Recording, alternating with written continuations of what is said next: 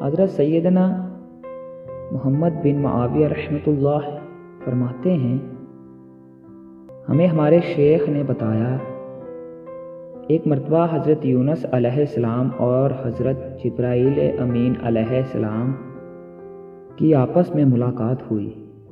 حضرت یونس علیہ السلام نے حضرت جبرائیل علیہ السلام سے فرمایا، مجھے کسی ایسے شخص کے پاس لے چلو جو زمین میں سب سے بڑا عبادت گزار ہو۔ چنانچہ حضرت جبرائیل علیہ السلام نے آپ علیہ السلام کو ایک ایسے شخص کے پاس لے گئے جو جذام کا مریض تھا، اور اس بیماری کی وجہ سے اس کے ہاتھ پاؤں گل سڑ کر جسم سے جدا ہو گئے تھے، اور وہ صابر شخص کہہ رہا تھا، اے میرے پروردگار، جب تو نے چاہا ان اعضاء سے مجھے فائدہ بخشا، اور جب تو نے چاہا لے لیا۔ تیرا شکر ہے کہ تو نے میری امید صرف اپنی ذات میں باقی رکھی۔ اے میرے پروردگار، میرا مطلب تو بس تو ہی تو ہے، یعنی میں تیری رضا میں راضی ہوں۔ اس شخص کو دیکھ کر حضرت یونس علیہ السلام نے حضرت جبرائیل امین علیہ السلام سے فرمایا، اے جبرائیل علیہ السلام، میں نے تجھے ایسے شخص کے بارے میں کہا تھا جو بہت زیادہ نماز پڑھنے والا ہو اور خوب روزے رکھنے والا ہو۔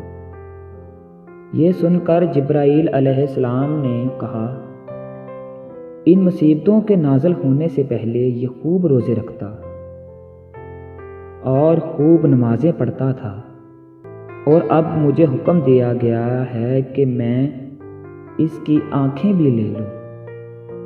یہ کہہ کر حضرت جبرائیل علیہ السلام نے اس شخص کی آنکھوں کی طرف اشارہ کیا تو اس کی دونوں آنکھیں باہر امڑ آئیں۔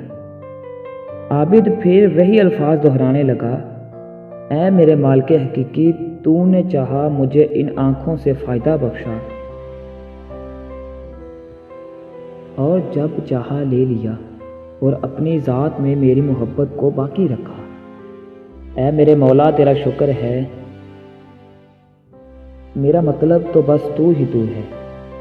یہ حالت دیکھ کر حضرت جبرائیل امین نے اس عظیم شابر شخص سے کہا، آؤ ہم سب مل کر دعا کرتے ہیں کہ اللہ عز و جل تجھے تیری آنکھوں اور تیرے ہاتھ پاؤں لوٹا دے، اور تجھے اس بیماری سے شفا عطا فرمائے، تاکہ تم پہلے کی طرح عبادت کرو اور روزے رکھو۔